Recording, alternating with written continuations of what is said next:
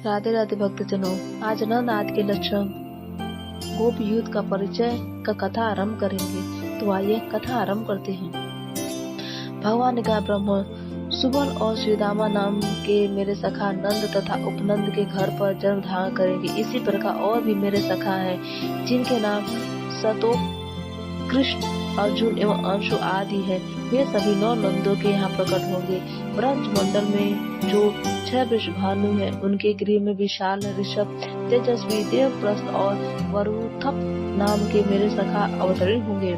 श्री ब्रह्मा जी ने पूछा, देवर्ष किसे नंद तथा कहा जाता है और किसे उपनंद तथा वृषभानु के क्या लक्षण है? श्री भगवान कहते हैं, जो गौशालों में सदा गौओं का पालन करते हैं एवं गो सेवा ही जिनकी जीविका है, उन्हें मैंने गोपाल संज्ञा दी है। अब तुम उनके लक्षण सुनो। गोपालों के साथ 9 लाख गायों के स्वामी को नंद कहा जाता है। 5 लाख गौओं का स्वामी उपनंद पद को प्राप्त करता है। वृषभानु नाम उसका पड़ता है, जिसके अधिकार में 10 लाख गौएं रहती है। ऐसे ही जिसके यहाँ 1 करोड़ गौओं की रक्षा होती है, वह नंदराज कहलाता है। 50 लाख गौओं की अध्यक्ष की वृषभानु वर संज्ञा है। सुचंदन और द्रोण ये 2 ही ब्रज है। इस प्रकार के संपूर्ण लक्षणों से संपन्न गोपराज बनेंगे और मेरे दिव्य ब्रज में सुंदर वस्त्र धारण करने वाली शतचंद्र नाना गोप सुंदरियों के स्वयूत होंगे। श्री ब्रह्मा जी ने कहा, भगवान आप दीन जनों के बंधु और जगत के कारण प्रकृति के भी कारण है। प्रभु अब आप मेरे समक्ष युद्ध के संपूर्ण लक्षणों का वर्णन कीजिए। श्री भगवान बोले, ब्रह्मा जी मुनियों के 10 कोटि को एक अर्बुद कहा है। जहाँ 10 अर्बुद होते हैं उसे युद्ध कहा जाता है। यहाँ की गोपियों में कुछ गोलोकवासिनी है, कुछ द्वारपालिका है, कुछ श्रृंगार साधनों की व्यवस्था करने वाली है और कुछ सैया संवारने में संलग्न रहती है। कई तो पार्षद कोटि में आती है और कुछ गोपियाँ श्री वृंदावन की देख रेख किया करती हैं। कुछ गोपियों का गोवर्धन गिरी पर निवास है। कई गोपियाँ कुंज वन को सजाती संवारती हैं तथा बहुतेरे गोपियाँ मेरे निकुंज में रहती है। इन सबको मेरे ब्रज में पधारना होगा। ऐसी यमुना गंगा के भी युद्ध है।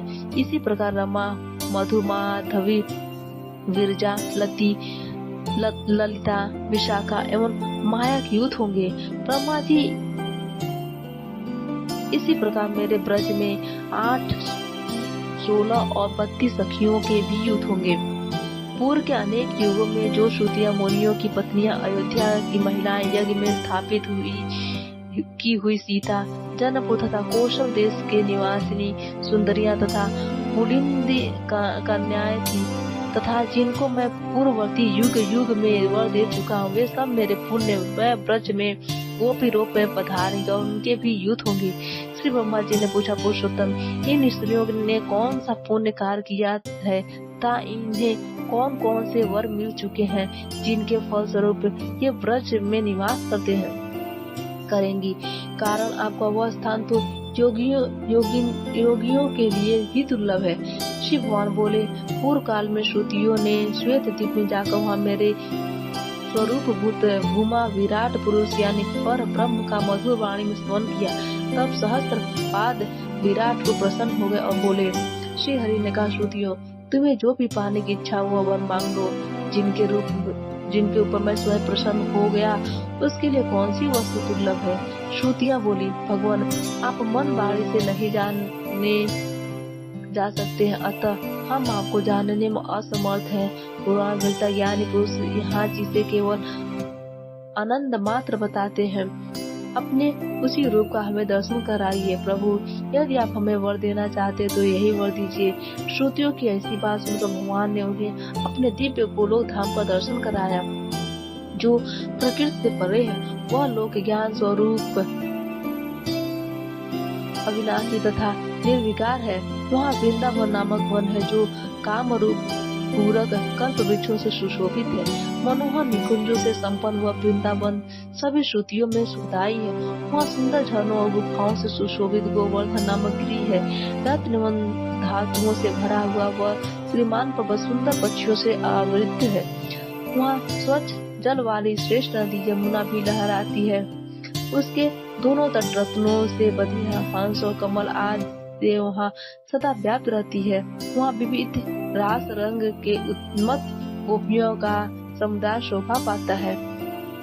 उसी गोपी समुदाय के मध्य भाग में किशोर वय से सुशोभित भगवान श्री कृष्ण विराजते हैं।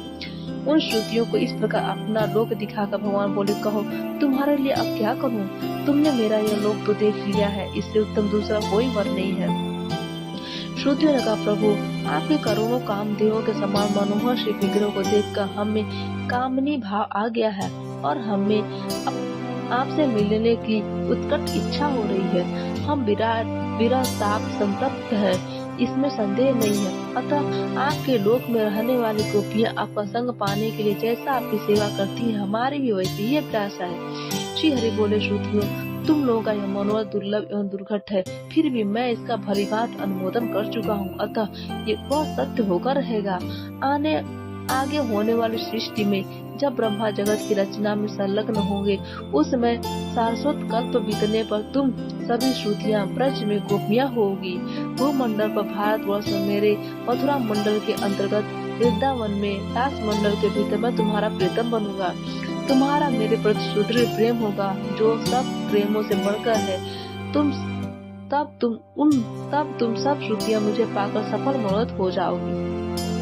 श्री भगवान कहते, ब्रह्मा जी पूर्व कल्प में मैंने वर दे दिया है, उसी के प्रभाव से वे श्रुतियां ब्रज में गोपियां होंगी। अब अन्य गोपियों के लक्षण सुनो।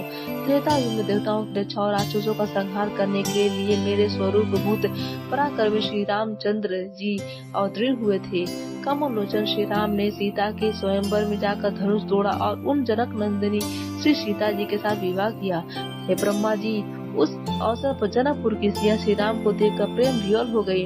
उन्होंने एकांत में उन महाभाग से अपना अभिप्राय प्रकट किया, राघव आप हमारे परम प्रियतम बन जाएं। तब श्री राम ने कहा, सुंदरियों तुम शोक मत करो, द्वापर के अंत में मैं तुम्हारी इच्छा पूर्ण करूंगा। तुम लोग परम श्रद्धा और भक्ति के साथ कीर्तन, तीर्थदान, तप, शौच तथा सदाचार का भली भांति पालन करती रहो। तुम्हें ब्रज में गोपी होने का सुअवसर प्राप्त होगा। इस प्रकार वर देकर धनुर्धारी करुणानिधि श्री राम ने अयोध्या के लिए प्रस्थान कर दिया। उस मार्ग में अपने प्रताप से उन्होंने भृगुकुल नंदन परशुराम जी को परास्त कर दिया था। कोशल जनपद की स्त्रियों ने भी राजपथ में जाते हुए उन कमनीय कांति रमा को देखा। उनकी सुंदरता कामदेव को मोहित कर रही थी। उन स्त्रियों ने श्री राम को मन ही मन पति के रूप में वर्ण कर लिया। उस समय सर्वज्ञ श्री राम ने उन समस्त स्त्रियों को मन ही मन वर दिया, तुम सभी ब्रज में गोपियां होगी और उस समय मैं तुम्हारी इच्छा पूर्ण करूंगा। फिर सीता और सैनिकों के द्वारा रघुनाथ जी अयोध्या पधारे। यह सुनकर अयोध्या में रहने वाली स्त्रियां उन्हें देखने के लिए आई। श्री राम को देखकर उनका मन मुग्ध हो गया। वे प्रेम से विह्वल हो मूर्छित सी हो गए। फिर वे श्री राम के व्रत में प्राण होकर सरयू के तट पर तपस्या करने लगी। तब उनके सामने आकाशवाणी हुई, द्वापर के अंत में यमुना के किनारे वृंदावन में तुम्हारे मनोरथ पूर्ण होंगे, इसमें संदेह नहीं। जिसमें श्री राम ने पिता की आज्ञा से दंडक वन की यात्रा की। सीता तथा लक्ष्मण भी उनके साथ थे और वे हाथ में धनुष लेकर इधर उधर विचर रहे थे। वहीं बहुत से मुनि थे, उनकी गोपाल वेशधारी भगवान के स्वरूप में निष्ठा थी। रासलीला के निमित्त वे भगवान का ध्यान करते थे। उस समय श्री राम की वह अवस्था थी, वे हाथ में धनुष बाण धारण किए हुए थे। जटाओं के मुकुट से उनका विचित्र शोभा थी। अपने आश्रम में पधारे हुए श्री राम में उन मुनियों का ध्यान लग गया। वे ऋषि लोग गोपाल वेशधारी भगवान के उपासक थे, अतः दूसरे स्वरूप में आए हुए श्री राम को देखकर सबके मन में अत्यंत आश्चर्य हो गया। उनकी समाधि टूट गई और देखा तो करोड़ों कामदेवों का समान सुंदर श्री राम दृष्टिगोचर हुए। तब वे बोल उठे, अहो आज हमारे गोपाल जी वंशी एवं वेद के बिना ही पधारे हैं। इस प्रकार मन ही मन विचार कर सब ने श्री राम को प्रणाम किया और उनकी उत्तम स्तुति करने लगे। तब श्री राम ने कहा, मुनियों वर मांगो। यह सुनकर सभी ने एक स्वर से कहा, जिस भांति सीता आपके प्रेम को प्राप्त है वैसे हम भी चाहते हैं। श्री राम बोले, यदि तुम्हारी ऐसी प्रार्थना हो कि जैसे भाई लक्ष्मण है वैसे ही हम भी आपके भाई बन जाए तब तो आज ही मेरे द्वारा तुम्हारी अभिलाषा पूर्ण हो सकती है, किंतु तुमने तो सीता के समान होने का वर मांगा है, अतः यह वर महान कठिन और दुर्लभ है, क्योंकि इस समय मैंने एक पत्नी व्रत धारण कर रखा है। मैं मर्यादा की रक्षा में तत्पर रहकर मर्यादा पुरुषोत्तम भी कहलाता हूँ। अतः तुम्हें मेरे वर का आदर करके द्वापर के अंत में जन्म धारण करना होगा, और वहीं मैं तुम्हारे इस उत्तम मनोरथ को पूर्ण करूँगा। इस प्रकार वर देकर श्री राम स्वयं पंचवटी पधारे। वहाँ पर कुटी में रहकर वनवास की अवधि पूरी करने लगे। उसमें भीलों की स्त्रियों ने उन्हें देखा। उनमें मिलने की उत्कट इच्छा उत्पन्न होने के कारण वे प्रेम से विह्वल हो गई। यहाँ तक कि श्री राम के चरणों की धूलि मस्तक पर रख अपने प्राण छोड़ने को तैयार करने लगी। उसमें श्री राम ब्रह्मचारी के वेश में वहाँ आए और इस प्रकार बोले, स्त्रियों, तुम व्यर्थ ही प्राण त्यागना चाहती हो, ऐसा मत करो। द्वापर के शेष होने पर वृंदावन में तुम्हारा मनोरथ पूर्ण होगा। इस प्रकार का आदेश देकर श्री राम व ब्रह्मचारी रूप वही अंतर्हित हो गया। तत्पश्चात श्री राम ने सुग्रीव आदि प्रधान वानरों की सहायता से लंका में जाकर रावण प्रविष्ट राक्षसों को परास्त किया। फिर सीता को पाकर पुष्पक विमान द्वारा अयोध्या चले आ गए। राजाधिराज श्री राम ने लोकपवाद के कारण सीता को वन में छोड़ दिया। अहो, भूमंडल पर दुर्जनों का होना बहुत ही दुखदायी है। जब जब कमल लोचन श्री राम यज्ञ करते थे, तब तब विधि पूर्वक सुवर्णमयी सीता की प्रतिमा बनाई जाती थी। इसलिए श्री राम भवन में यज्ञ सीताओं का एक समूह ही एकत्र हो गया। वे सभी दिव्य चैतन्य घन स्वरूपा होकर श्री राम के पास गए। उस समय श्री राम ने उनसे कहा, प्रियाओं, मैं तुम्हें स्वीकार नहीं कर सकता। वे सभी प्रेम परायण सीता मूर्तियाँ दशरथ नंदन श्री राम से कहने लगी, ऐसा क्यों? हम तो आपकी सेवा करने वाली हैं। हमारा नाम भी मिथिलेश सीता है और हम उत्तम व्रत का आचरण करने वाली स्त्रियां भी हैं। फिर हमें आप ग्रहण क्यों नहीं करते? यज्ञ करते समय हम आपकी अर्धांगिनी बनकर निरंतर कार्यों का संचालन करती रही हैं। आप धर्मात्मा और वेद के मार्ग का अवलंबन करने वाले हैं। यह अधर्मपूर्ण बात आपके श्रीमुख से कैसे निकल रही है? यदि आप स्त्री का हाथ पकड़कर उससे त्यागते हैं तो आपको पाप का भागी होना पड़ेगा। श्री राम बोले, सतियों, तुमने मुझसे जो बात कही वह बहुत ही उचित और सत्य है, परंतु मैंने एक पत्नी व्रत धारण कर रखा है। सभी लोग मुझे राजर्षि कहते हैं, अतः नियम को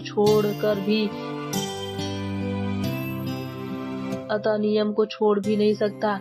एकमात्र सीता ही मेरी ऐसा धर्मणी है। इसलिए तुम सभी द्वापर के अंत में श्रेष्ठ वृंदावन में पधारना, वही तुम्हारी मनोकामना पूर्ण होगी। भगवान श्री हरि ने कहा, ब्राह्मण, यह यज्ञ सीता ही वृक्ष में गोपियां होंगी। अन्य गोपियों का भी लक्षण सुनो। भक्तजनों, आज कथा यहीं पे समाप्त होती है।